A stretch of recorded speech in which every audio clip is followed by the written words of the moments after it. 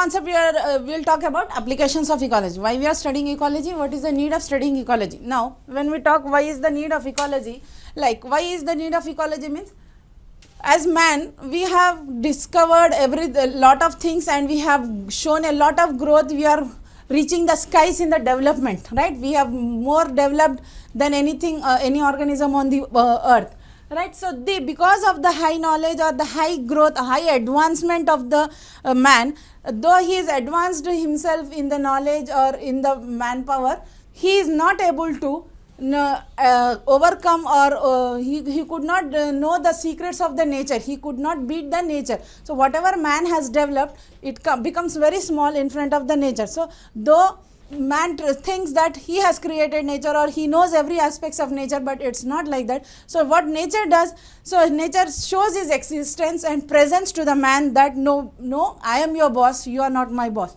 So this way of showing that nature is better or more than the human mind, then that will be occurring in the form of floods. We get natural conditions, natural calamities for which the man has nothing, no solutions resolved till now.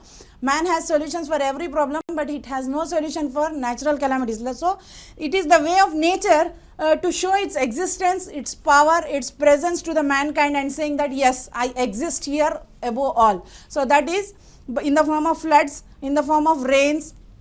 All these are possible because of the nature. So here when we are talking about now what comes in ecology, we are talking in ecology about environment in nature. So when we study nature, we study about ecology. So in ecology we will talk about all the biotic, abiotic components of the particular nature, or we can say particular environment, and we can know what is the basic aspect or what is the background of that particular environment there, what are the possibilities there, what are the adaptations there, that all can be used for the development of the organism or for the development of the plant growth or animal growth or human growth. Now here this all applications of ecology can also be useful when we are talking in terms of the environmental problems, population problems, pollution problems, ecosystem or human survival problem, pest control. All these problems are solved by knowing the awareness of our ecology. Now, if we know that when we are studying ecology, we will be having a total knowledge about that particular area,